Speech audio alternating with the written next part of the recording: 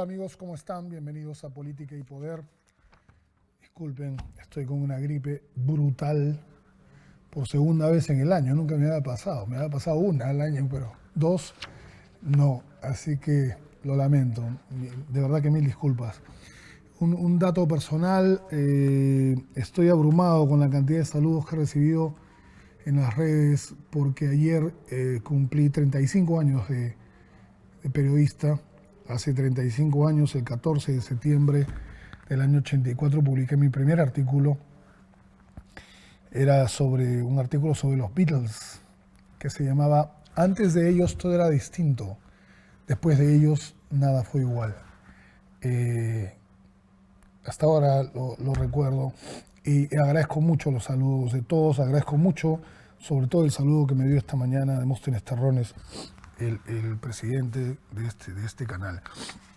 Y ya que hablamos de este canal, disculpen el autobombo, los canales que tanto esperabas y porque tú lo pediste vuelven ESPN, ESPN 2, ESPN 3, Disney Channel, Disney XD y Disney Junior, 6 canales que se suman a la programación de Ves Cable con más de 80 canales internacionales y de contenido propio para que lo disfrutes con la familia. Si no me equivoco, Ves Cable tiene 4 canales propios, ¿no? Que son el canal 3, el 6 y 2 musicales, ¿no? Recuerda que para solicitar nuestro servicio puedes llamar a nuestra central telefónica 640-9380 o visitándonos en nuestra página web www.vescableperú.com.pe y en las redes sociales Facebook e Instagram como Ves Cable Perú Oficial. Ves Cable Perú, orgullosamente peruanos. Hay mucha información el día de hoy. Esta semana han ocurrido dos efemérides, dos fechas que impactaron mucho en el Perú y creo que en el mundo, de las que vamos a hablar en solamente unos segundos. Pero antes quiero decirles un par de cosas. Keiko Fujimori fue llevada a emergencia, dicen los diarios, dice Perú 21. Ayer hubo un comentario en una red social que a mí me llamó la atención. Hace 2 años, eso decía este meme, ¿no? Ella se ufanaba de que corría en las mañanas, jugaba tenis y hacía no sé qué otro deporte, hacía 3 cosas. Y ahora tiene un cuadro de hipertensión. Qué curioso, ¿no? O sea, yo no hago deporte nunca y es obvio que me puede dar un cuadro de hipertensión. Pero la señora Fujimori, no. Participó en el Ironman, me soplan. ¿Qué es el Ironman? Disculpa. ¿Es una maratón? Es una maratón donde hay atletismo, bicicleta y natación. Que son 3 deportes conjuntos, que es correr, nadar y bicicletear, ¿no? Eso fue hace, ¿qué? 2 años. 2 años. ¿Y ahora? Lleva de emergencia. Te pase. Bueno.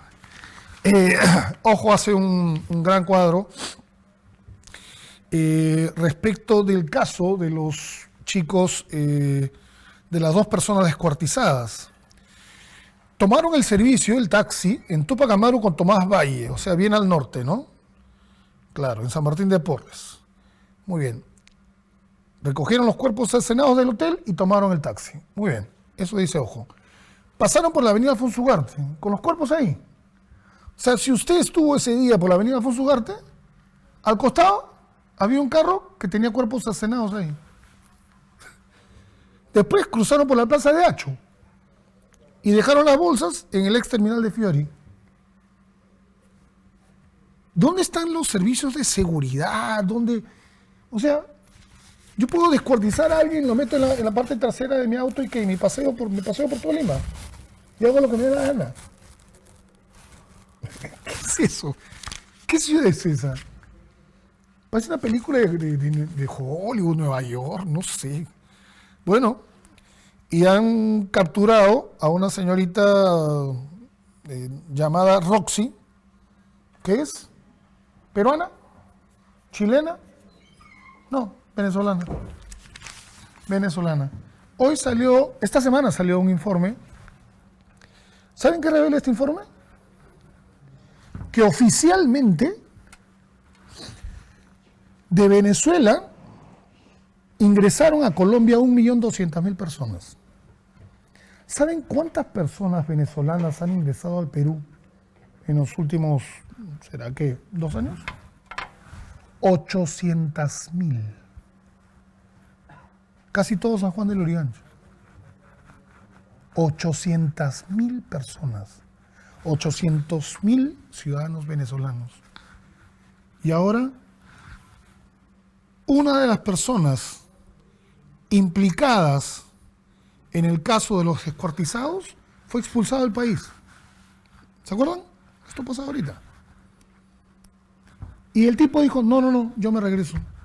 Regresó de forma ilegal y miren cómo terminó. ¿Por qué nadie tomó precauciones? ¿Por qué nadie trató de resolver esta migración que se venía con una fuerza absoluta, brutal? Nadie tomó ninguna precaución, ningún organismo de seguridad, nadie. Bueno, y antes de pasar a los temas que les comenté, el comercio siempre nos trae buenas encuestas los domingos. Otra encuesta del comercio Ipsos, debilitado por cansancio, titula el comercio esta encuesta. La aprobación del presidente registra su segunda medición consecutiva en caída. Es obvio que va a estar en caída, solo que hay que chequear bien cómo van las caídas. Lo mismo ocurre con el respaldo a su propuesta de adelanto de elecciones. La dilación del debate en el Congreso estaría surtiendo un efecto paulatino en el apoyo a la propuesta. La principal caída se da entre los niveles socioeconómicos de mayores ingresos. A ver, en julio estuvo en 45, bajo. En agosto subió a 57, el 2 de agosto. Claro, 5 días después de que anunciara el adelanto de elecciones, que eso le hizo subir 12 puntos. El 2 de agosto estaba en 57, el 16 de agosto en 54 y el 13 de septiembre está en 48%. A quien no le va nada mal es a Salvador del Solar. 41% de aprobación, 40% de desaprobación. Para un político eso no está nada mal. Bien, señores. Hace exactamente 27 años, el 12 de septiembre, 27 años y 3 días, el 12 de septiembre de 1992 ocurrió un hecho importantísimo en la vida para los peruanos, para la vida de los peruanos, para la política peruana. Les voy a contar el contexto rapidito. En 1992 tú no podías caminar por la calle en Lima sin el riesgo, sin temer, sin tener el peligro de que está ahí un coche bomba, explote un coche bomba cerca tuyo. Les cuento rapidito una anécdota. Yo estaba en la calle Las Begonias, en San Isidro, con mi enamorada entonces, y estuvimos a punto de entrar a un McDonald's. No era un McDonald's, era algo parecido, un sitio de comida rápida. Y por alguna razón no entramos. Estaría misio, no sé. Caminamos casi una cuadra y escuchamos el bombazo. Habían puesto un coche bomba en la puerta de ese restaurante. 1987. Miren, sí, estoy recordando bien. El 92 yo ya estaba casado. Así vivíamos los peruanos. Pero el 12 de septiembre, el llamado Grupo Especial de Inteligencia de la DINCOTE, el GEIN, encabezado por Benedicto Jiménez y Marco Miyashiro, hicieron un trabajo muy paciente, delicado, que demoró mucho tiempo, encabezados también por el general Antonio Quetín Vidal. Y el 12 de septiembre lograron capturar a Abimael Guzmán. Así como usted no olvida, porque así nos pasa, nadie olvida qué estaba haciendo en el terremoto de Pisco. Todos nos acordamos, ¿no es cierto? Claro, en el terremoto de Pisco yo estaba haciendo tal cosa, y empezó a temblar todo, ¿no? El último temblor fuertísimo acá en Lima estábamos todos durmiendo, por lo general, ¿no? Claro. Muy bien. Nadie olvida qué estaba haciendo cuando capturaron a Abimael Guzmán. Eso fue el 12 de septiembre de 1992. Y en aquellos días yo hice un reportaje, dura como media hora, pero no lo voy a poner completo.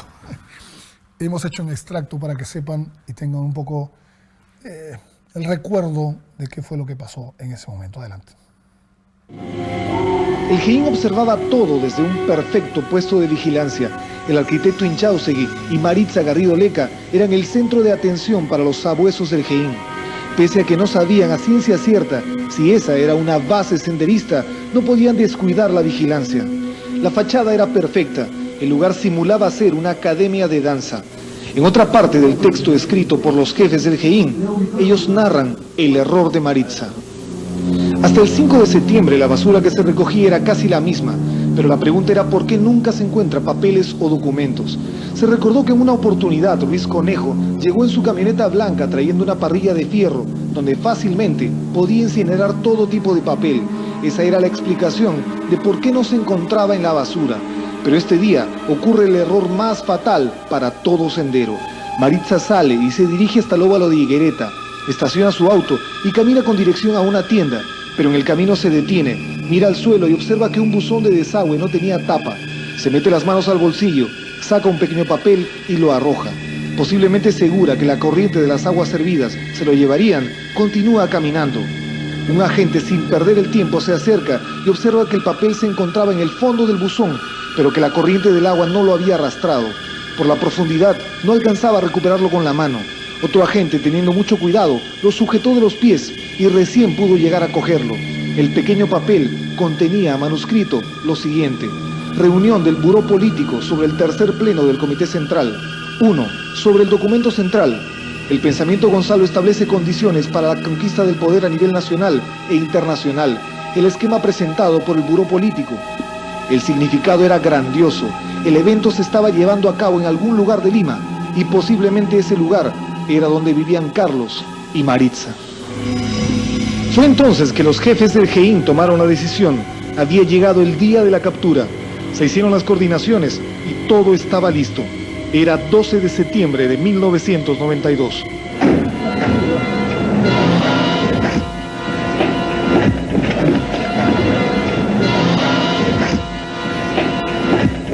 Todo lo demás ya es historia conocida.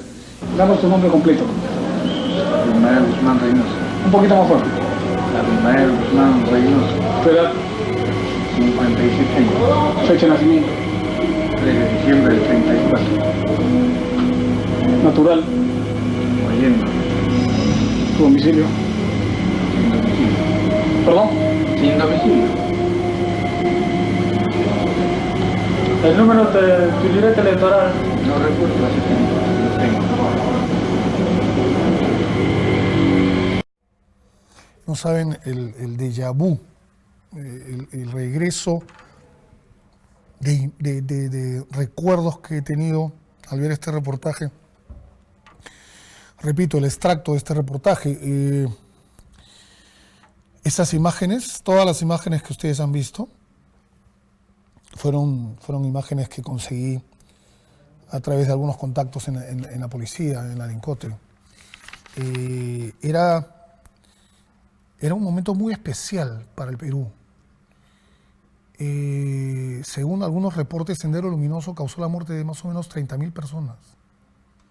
30.000 personas. Bueno, durante toda la llamada lucha armada, ¿no?, que comenzó el 17 de mayo de 1980 en Chukchi, en las alturas de Ayacucho. Les doy el contexto rapidito. En el Perú, el 3 de octubre de 1968, Juan Velasco tomó el poder, hizo una dictadura, le quitó el poder a Fernando Belaúnde Terry y lo deportó. Y Francisco Morales Bermúdez, por la presión social, no tuvo más remedio que simplemente convocar elecciones. Y las convocó para el 17 de mayo. Lo que no contaba Morales, ni Fernando Belaúnde, que fue elegido nuevamente presidente, es que Sendero Luminoso iba ese mismo día a declararle la guerra al Perú. Una guerra interna que costó la vida de 30.000 peruanos. Esa historia no se debe repetir jamás, jamás. Un grupo de tendencia marxista, leninista, maoísta. Y Abimael Guzmán en un acto, estamos con Víctor Quijada, ¿cómo estás?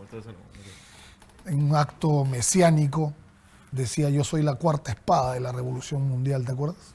Sí, bueno, pues lo que pasa es que la idea socialista que debe tener con el comunismo, pues plantea a Marx, Lenin y Mao como los grandes tres. Sí, pero Guzmán pensaba que él estaba a la altura de ellos. Era el cuarto, se creía el gran intérprete. No te pases, pues, cachetón, no te pases. Pero bueno, fue una guerra tremenda, fue terrible. Y durante muchos años, en los años 80 sobre todo, la guerra se desarrolló en el campo. Y por eso los que vivíamos en esta ciudad la sentíamos como que lejana. Sin embargo, el año 91, y sobre todo el 92, la guerra se desarrolló del campo a la ciudad. Fue algo terrible. Y repito, todos los peruanos temíamos que en cualquier momento estallara un coche bomba. Y la gran muestra de esto fue el 16 de julio de 1992 con el coche bomba en Tarata, que mató a 25 peruanos. Fue terrible. Bueno, el 12 de septiembre, si no me equivoco, el jueves, se cumplieron Desde el 92, 27 años 27 años de esta captura que le cambió la historia al Perú. Y que no vengan los fujimoristas a decir que fue por Alberto Fujimori, por Vladimiro Montesinos. Alberto Fujimori estaba pescando en Iquitos con Kenji. Y no tenía la menor idea de lo que se iba a hacer, y Montesinos tampoco. Ese fue un trabajo de Quetín Vidal, Benedicto Jiménez y Marco Miyashiro, independientemente de dónde estén Vidal, Jiménez y Miyashiro. Ese fue un trabajo suyo, de los policías del GEIN, que han sido declarados héroes nacionales con total justicia. Y quiero remarcar otra efeméride más. Esta fue el miércoles, 11 de septiembre. Seguramente muchos la tienen un poco más fresca, ¿no, Víctor? Torres Gemelas. Las Torres Gemelas. Yo les cuento cómo lo viví. El 11 de septiembre del año 2001, yo estaba durmiendo y el mundo en general estaba haciendo sus cosas. Nadie se dio cuenta hasta que un avión se estrelló contra la torre norte, de las Torres Gemelas, el World Trade Center, el centro de negocios mundial, así se llama, ¿no? Bueno, y viene la señorita que trabajaba en mi casa y nos toca la puerta a mi esposa y a mí y me dice: señor Álamo, algo ha pasado en Nueva York. ¿Por qué? No, estoy viendo en las noticias. ¿Qué había pasado? Que cuando el avión se estrella en la Torre Norte, la CNN, sobre todo, manda cámaras allá. Y yo agarro y prendo, ¿no? Y veo, después de un par de minutos, como otro avión, ahí sí en vivo, porque lo anterior no fue en vivo, pues, porque fue sorpresivo, nadie lo tenía previsto. Vino otro avión y ¡pum!, se estrella en la Torre Sur. Yo en ese momento dije: este es un momento histórico para el mundo. Murieron 3.000 personas y eso provocó que ese presidente que tenía Estados Unidos en ese momento, George Bush, iniciara una guerra estúpida contra Afganistán, ¿no? Así es, creo que fue un pretexto, ¿no? Bueno, primero... Todo el mundo piensa que fue un pretexto. Sí, en general, la política antiterrorista, a raíz justamente de Perú, a partir de los 90 hacia afuera, y las FARC también, que más o menos es el tiempo paralelo que ocurre, que después se fue expandiendo a otros continentes, como fue el Medio Oriente, ya desde el punto de vista ya religioso. Se viene pagando las consecuencias, ¿no? El mismo Toledo, por ejemplo, paga las consecuencias, porque a raíz del 11 de septiembre, el derecho penal en Estados Unidos se hace mucho más rígido, lo que es Así es. terrorismo, Sí, sí, narcotráfico y lavado de activos, ¿no? Y Claro. entonces él está pagando las consecuencias ¿Por de qué? haber ido a un Porque, país, ¿no? claro, porque el lavado de activos era una forma de que estas organizaciones Así es, terroristas tuvieran financiamiento, dinero ¿no? y financiamiento. Así es. Vamos a ver un reportaje de la CNN, si no me equivoco, en el que explican qué pasó el 11 de septiembre. Vamos a verlo.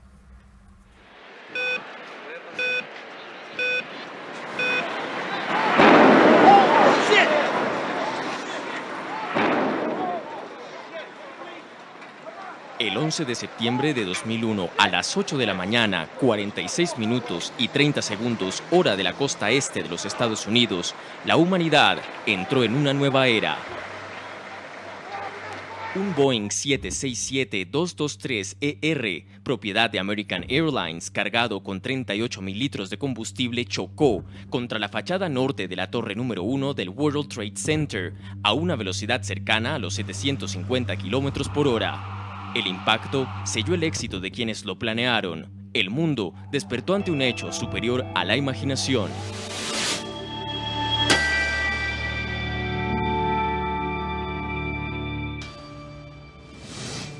A las 8:55, 9 minutos después del primer impacto, el presidente George W. Bush es actualizado sobre los hechos de Nueva York.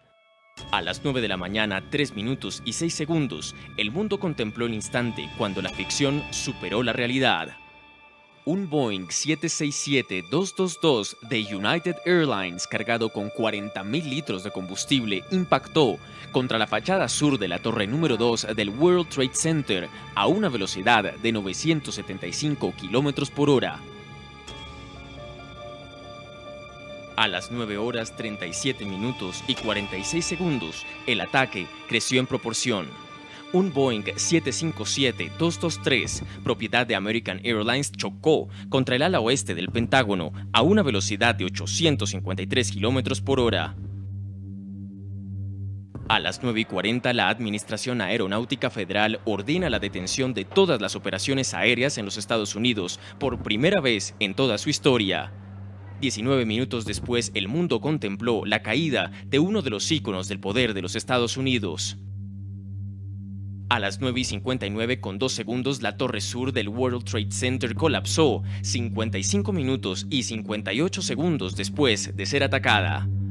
A las 10 de la mañana, 3 minutos y 11 segundos, un Boeing 757-222 de United Airlines chocó contra un campo abierto en Shanksville, Pensilvania. 25 minutos después, el temor por el colapso de la otra torre que permanecía en pie se hizo realidad. A las 10:28 minutos con 25 segundos, la torre norte del World Trade Center cayó a tierra, 1 hora, 41 minutos y 45 segundos luego del impacto.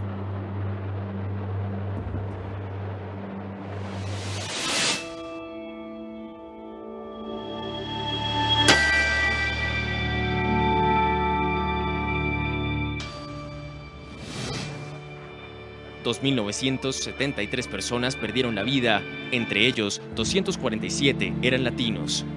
El 11 de septiembre de 2001, el mundo entero fue Estados Unidos. La debacle de las Torres Gemelas marcó el comienzo de un nuevo conflicto global. El enemigo, Osama Bin Laden, y la red yihadista Al Qaeda. El objetivo, derrotar al terrorismo. Muy bien. Tales recuerdos, cosas que han pasado. ¿Podemos bajar un poquito el volumen? Gracias. ¿Qué tales recuerdos de cosas que han pasado y las efemérides de esta semana, ¿no? O sea, en el 92 la captura de Guzmán, en el 2001 el ataque a las Torres Gemelas. Muchos sintieron, incluso hasta ahora existe una teoría de la conspiración, de que en realidad todo esto fue armado por Bush para atacar a Afganistán con el único objetivo de conseguir dinero, porque les voy a explicar rapidito. Las guerras, ¿saben lo que traen consigo? Mucho dinero. Disculpen. Por eso es que en Estados Unidos siempre están en guerra, porque lo que buscan es dinero. Entonces, si no están en conflicto con tal, están en conflicto con tal otro. Si no tienen un conflicto acá, se meten a Haití. se meten a Panamá, se meten a no sé dónde. ¿Por qué? Porque el Congreso suelta dinero para los soldados, para tal. Y ahí se producen las coimas enormes. Ahora, muchos pensaron que esto fue armado por Bush, pero yo no creo que fue así. Yo creo que en todo caso Bush, el presidente estadounidense en ese momento, lo que hizo fue aprovecharse de la ocasión y dijo, esta es la mía para meterme en Afganistán. ¿Tú piensas lo mismo? Sí, también coincido contigo, ¿no? Es un pretexto, esperó la coyuntura específica para poder invadir pues, un país del Medio Oriente, y en general la humanidad toda la vida, o al menos las grandes potencias, siempre han estado en guerra, ¿no? Porque siempre ha sido su pretexto para mover toda la industria, toda la tecnología que deriva hasta de los celulares, todo lo que tenemos deriva de la guerra, ¿no? Las cámaras, la televisión. Además, ¿no? el nacionalismo. El nacionalismo, ¿no? Incentivar odios, ¿no? Un soldado en el Perú es respetado, sí, ¿no? Por lo general. Claro. En Estados Unidos son adorados, los adoran. Es su símbolo de identidad, pues, porque Estados Unidos no A tiene, eso voy, para ellos voy. sus Fuerzas Armadas es su distintivo desde la Primera y la Segunda Guerra Mundial. Es lo que él hace, exacto, es la base de su nacionalidad. Supuesto. Acá nosotros tenemos a los incas, pero ellos no tienen, digamos, una cultura Totalmente de acuerdo. antecedente, ¿no? Había estado pensando en los incas, o sea, solo que es algo etéreo, muy antiguo. Muy lejano, claro. ¿No? Y uno busca como que su nacionalidad a través de qué? De sus grandes ídolos, de sus grandes héroes, de sus grandes deportistas, de sus actores que ganan Óscares, de los deportistas que ganan títulos, campeonatos, ¿no? De los campeones mundiales. En Estados Unidos eso sobra. No, para ellos la identidad es el soldado. El soldado entra a un restaurante con su uniforme y la gente se para y lo aplaude. Les digo la verdad, así es. Yo tengo 2 parientes que viven en Estados Unidos y me cuentan que eso es así. O sea, la nacionalidad pasa por ellos. Sí, eso tiene un orgullo muy grande por sus Fuerzas Armadas, ¿no?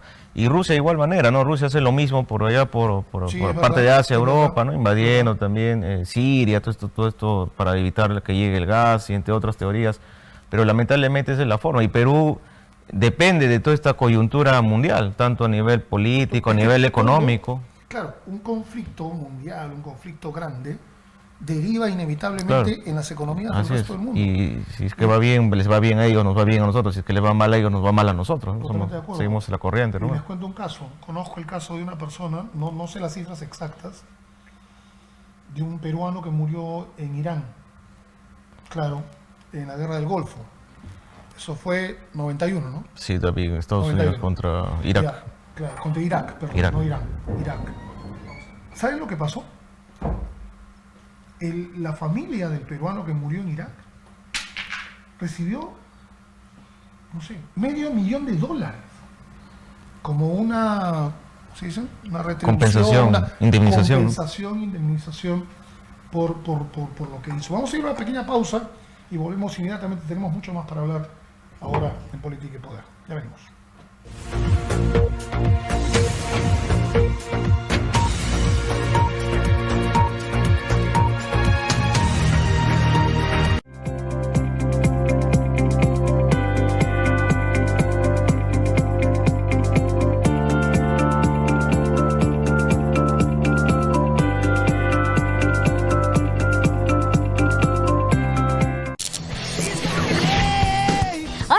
Soy Mariluz Aranda y no se olviden de sintonizarnos todos los domingos de 1 a 2 de la tarde en su magazine La Otra Cara, donde usted y su familia podrán disfrutar de las notas más entretenidas, ruta turística, ruta gastronómica y experimento social. Así que no se pierdan de la programación de Vez Cable Televisión, el cable para todos.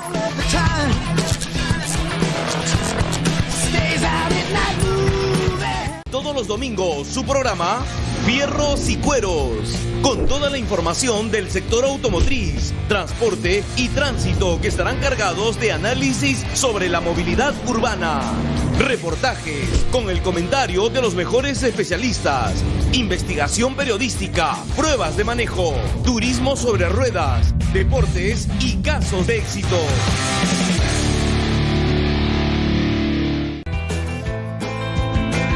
Los canales que tanto esperabas y tú los pediste ya están en la programación de Vez Cable. ESPN, ESPN 2, ESPN 3, Disney Channel, Disney XD y Disney Junior.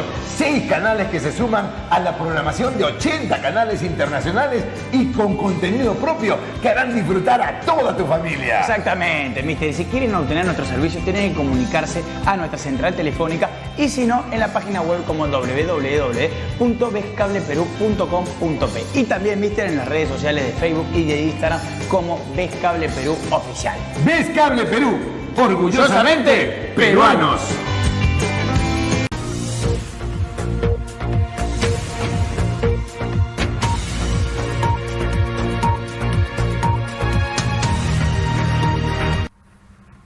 Bien, amigos, son exactamente las 9:34 de la mañana.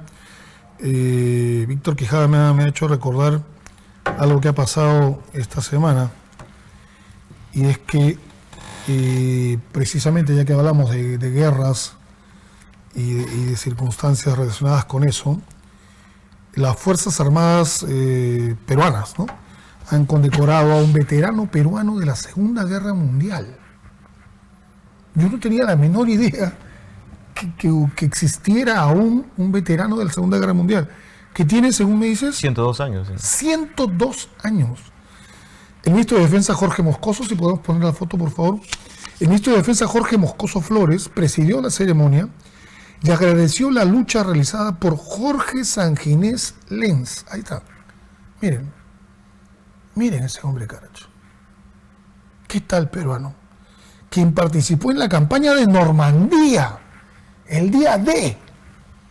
Eso debe haber sido 1943. Por ahí, 1943, sí, claro. 43. Eso fue una tarea suicida, ¿no? De cómo Estados Unidos quieren llegar a los claro, aliados, ¿no? Los aliados salen de Dover, de Inglaterra, y se meten a las costas de Holanda, bueno, Países Bajos en realidad, que era Normandía, y consiguen la liberación de Bélgica y Holanda integrando la brigada belga Pirón.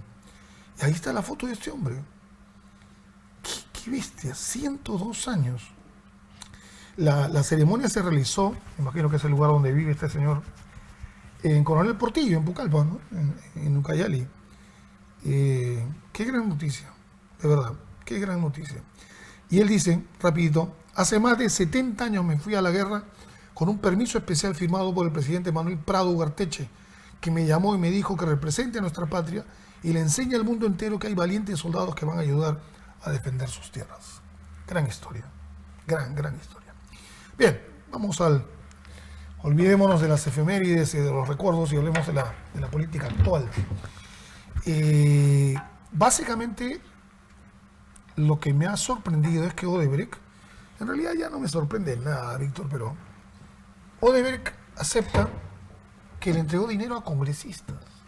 Sí, hay varios codinomes que... Esa información ya se tenía. Explícale al televidente que es un codinome. Es codinomes son los apodos. Una forma de identificar. Los apodos que ponía Barata, porque pues era muy bueno. Las chapas que le ponía... Claro, supongamos que hay que hacerle un codinome a Álamo, ya pelado, ¿no? Ya está, el pelado. Ya saben que soy yo, ¿entienden? O sea, no es necesario poner Juan González Gutiérrez, ¿no?, sino codinomes, ¿no? Sí, se le ponía apodos para depositarles dinero. Claro. Y estos depósitos se hacían en paraísos fiscales, que básicamente son países de Centroamérica, en los cuales no se le puede levantar rápidamente el secreto bancario y que ahí... Porque tienen unas normas bien complicadas. Así es, los cobros se hacen a través de códigos nada más, y salvo que haya un tratado, se puede levantar de colaboración internacional, que ahora finalmente el Perú sí lo tiene, claro, pero que en esos tiempos pues no se podía. Claro, un paraíso fiscal, mucha gente puede que no entenderlo, es un lugar donde uno puede guardar dinero sucio.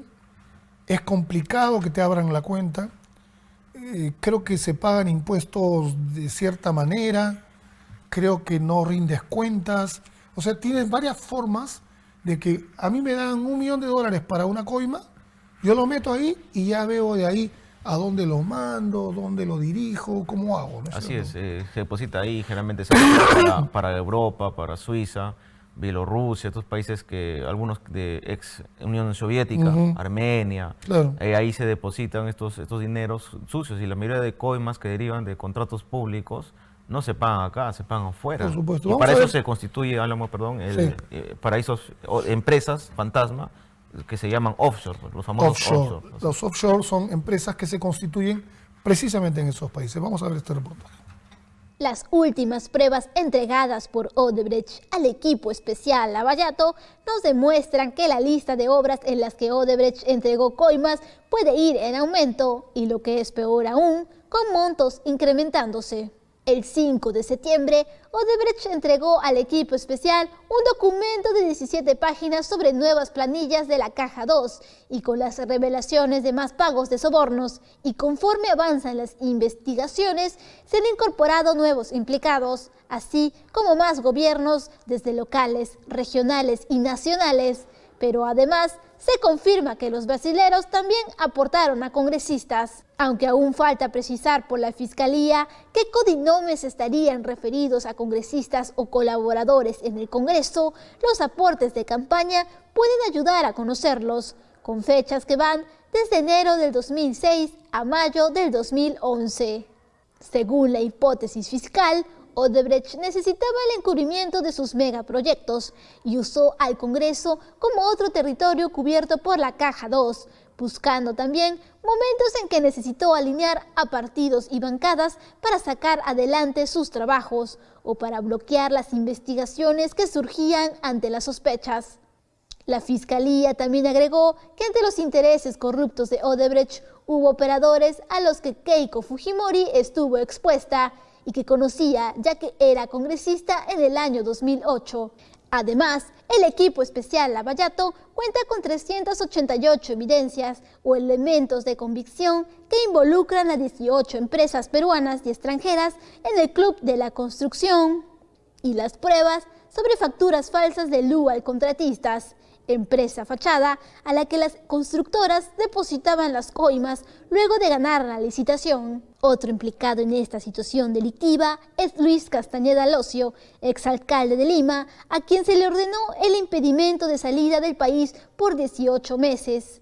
Los jueces de la Corte Especializada de Justicia concluyeron que la medida contra el exalcalde de Lima estaba justificada debido a las imputaciones que recaen sobre él de haber recibido aporte de OAS para su campaña del año 2014 a cambio de adjudicarse obras durante su gestión. El expresidente de OAS, Leo Piñeiro, fue quien contó que se reunió con el mismo exfuncionario para coordinar la entrega del dinero. El Ministerio Público explicó que se necesita tiempo para recibir y corroborar la información para poder interrogar al exalcalde sobre esa documentación. Bueno, lo que hay que averiguar es a quiénes corresponden estos codinomes. ¿Tú tienes algunos ahí? Sí, justamente estaba revisando, ¿no? Bueno, están implicados vicegobernadores, gobernadores, justo acabo de perder la información. Y entre ellos se manifiesta, por ejemplo... Martín Belaunde, ¿no? Sí, está que en ese momento era asesor de... o bueno, ayudante o asesor de Humala y de Nadine Heredia, ¿no? Sí, está él, está un abogado Pizarro, está el vicegobernador del Callao, ¿no? Entre ellos con otros nombres así extraños. También se hablan de congresistas, de Becerril, se habla del Castillo, se habla de Pastor. Ahora, pero lo que hay que explicar es qué ganaba Odebrecht coimeando a estas personas. Bueno, se sabe que el Congreso pues es un aparato de lobby, ¿no? Porque básicamente muchos congresistas no entran por el suelo ahí, ¿no? Ellos yo no sé, pero digo... mover su gestión de proyectos. Yo creo que la clave sería establecer exactamente...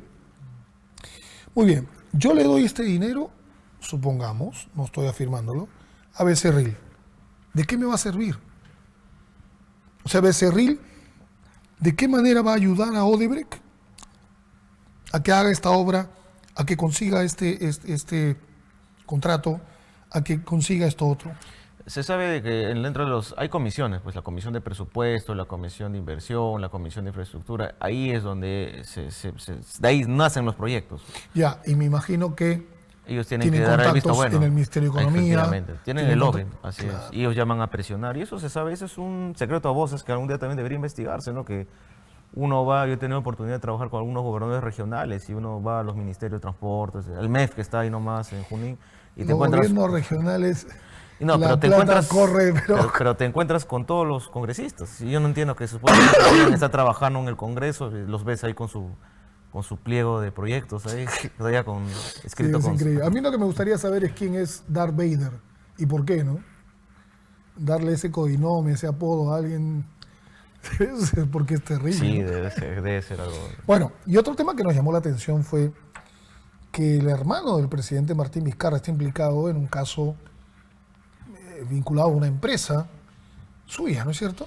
Sí, bueno, esta empresa se llama CIM, que aparte del Club de la Construcción, que son empresas que ya sabemos, IX, Obrainsa, JJ Camet, que eran empresas más chicas, entre comillas, porque no era una Graño Montero, no era Odebrecht, no era Queiroz Galbao, no eran estas empresas grandes brasileñas ni la peruana, eran el Club de la Construcción, son 30 empresas peruanas que se contrataban licitaciones, pero ellos ganaban, pero subcontrataban, ya.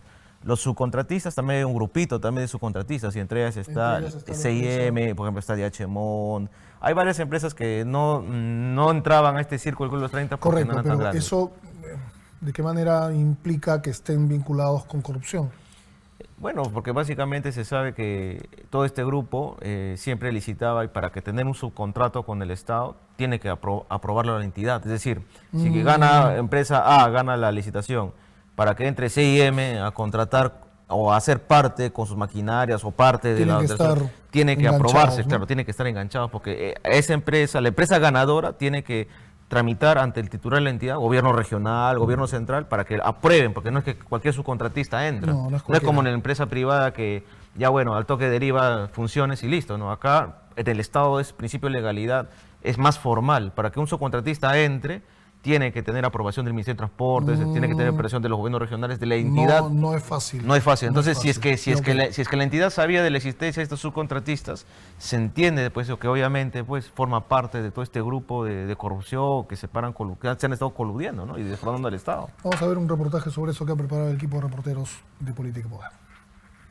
Luego de que se insistiera por tercera vez a una citación, el empresario César Vizcarra Cornejo, hermano del presidente Martín Vizcarra, acudió a la Comisión de Fiscalización del Congreso. Esto debido a presuntas irregularidades con el caso Conirsa, por acuerdos entre su empresa con el consorcio.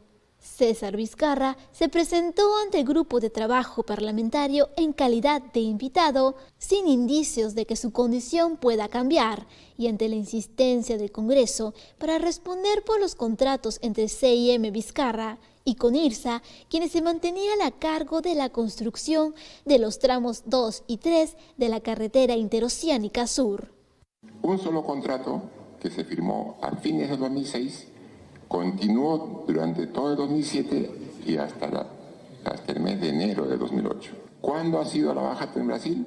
El 2015. Él asegura que no ha cometido actos delictivos y que no ha firmado contratos con el Estado desde el año 2008, asegurando que es una empresa de prestigio. Agregó que cuando se convirtió en proveedora de Conirsa y que alquiló maquinaria al consorcio a fines del año 2006, él explica que desconocía que la empresa Odebrecht integraba a ese consorcio, una versión que coincide con la del jefe de Estado Martín Vizcarra, quien negó que su empresa haya tenido algún contrato con la constructora brasileña.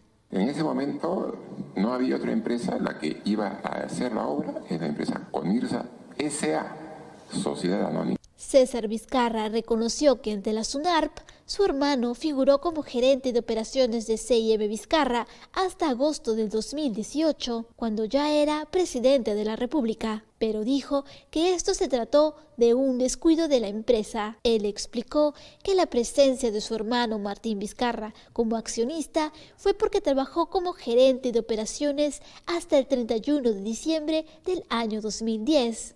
Cuando asumió como gobernador regional de Moquegua y que luego retornó a la empresa por un pequeño periodo de tiempo en el año 2014. Y vuelve a dejar ya en forma definitiva la empresa el 31 de diciembre de 2015. Y el 23 de marzo de 2018 deja la propiedad, le transfiere, hay una escritura, sus acciones. A la salida de la sesión, César Vizcarra se retiró, no sin antes brindar más declaraciones, reiterando que no contrataron nunca con Odebrecht y que se mantienen diciendo la verdad. La empresa CIM Vizcarra es una empresa ética que nunca, jamás ha participado en actos de corrupción. Nunca hemos pagado coimas a nadie, ni hemos recibido coimas de nadie en nuestros 30 años que tenemos ya de actividad. Yo no sé hasta qué punto nos van a seguir sorprendiendo estos niveles de corrupción, estos niveles de sospecha. Es decir, todo lo que tiene que ver con la política está bajo un manto de sospecha terrible en cuanto a la corrupción. ¿Por qué no puede haber una actitud empresarial, política, gestionaria, limpia? Sí, o estoy pensando como no, Tomás Moro en utopías. No, es cierto lo que tú mencionas, ¿no? Es como esta serie de Netflix, El Mecanismo, ¿no? Todos forman parte lo que es genial, serio. Y es más, uno se remonta hasta tiempos del contrato, acá en el Perú, el contrato Dreyfus, el contrato de los ferrocarriles, de Wanda Salitre, que han ido rotando lo que actualmente es la derecha, debería ser lo que antiguamente fue el Partido Civilista. Oye, ¿no? Escúchame, la Guerra del Pacífico fue una guerra vinculada con negocios. Claro, efectivamente de Inglaterra, pero también si uno va más atrás se sabe que Chile fue, Inglaterra fue quien pagó la independencia, quien le dio a Chile para que le preste dinero al Perú y que de una manera... Yo les cuento una rapidita, ¿ya? Esto es Chile, ¿ya? Supongamos. Físicamente, ¿no? ¿Ya? Toda esta parte de acá se la otorgó a Argentina por un asunto político. Toda esta parte de acá era Chile. Y todo esto de acá lo ganó Chile por la guerra contra Bolivia y Perú. Solamente para que se den cuenta cómo puede, por asuntos políticos, de dinero o de negocios, cambiar la historia de una nación, cambiar la historia de una región. O sea, mi tía abuela nació en Tarapacá, peruana, pero con el tiempo ya no. Pues. No, mi tía bisabuela. O sea, es tremendo. Sí, bueno, las guerras siempre han afectado al Perú y lamentablemente siempre hemos tenido una clase política empresarial que se ha manejado bajo intereses personalistas, mercantilistas. Y yo sí soy creyente de la reingeniería, donde yo voy, se tiene que respetar una reingeniería, porque suponte, en estas elecciones que se vienen... ¿Pero qué tipo de reingeniería? En general, en lo que es gestión y política, ¿no? Porque se habla de una nueva clase política, pero ¿de qué sirve cambiar a las cabezas, por ejemplo, ahora el 2020? Si todo el aparato burocrático son gente del PPC, gente ligada al sistema de justicia es y ese política. Que va a entrar nuevo está vinculado con el otro que ya se fue. Claro, porque el financiamiento no es gratis, ¿no? Obviamente, tú tienes 30 millones de soles en tu cuenta, yo podría tener 30 millones de soles en mi cuenta para gastar en una campaña nacional. Obviamente hay personas y empresas que están atrás. Y así lo tuvieran, uno va a ser tan tonto de gastar todo su dinero, ¿no? Claro, salvo que seas Acuña, ¿no? Pero de ahí los demás están todos vinculados. Para ponernos al día con lo que tú dices, hay que explicarle un poquito al televidente. Yo quiero ser congresista, supongamos. No lo voy a hacer. ¿Qué tengo que hacer? Tengo que conseguir 2, 3 millones de soles, ¿no? En Lima no baja de los $100.000 la campaña. Y eso, una campaña muy baja. $100.000, 400.000 soles. ¿De dónde los voy a sacar? Los pido, los busco, los consigo. Se los pido a la empresa tal, al empresario tal, al tipo que tiene tal dinero, al tipo que tiene tal... Ya. ¿Y qué pasa después? Se lo tengo que devolver.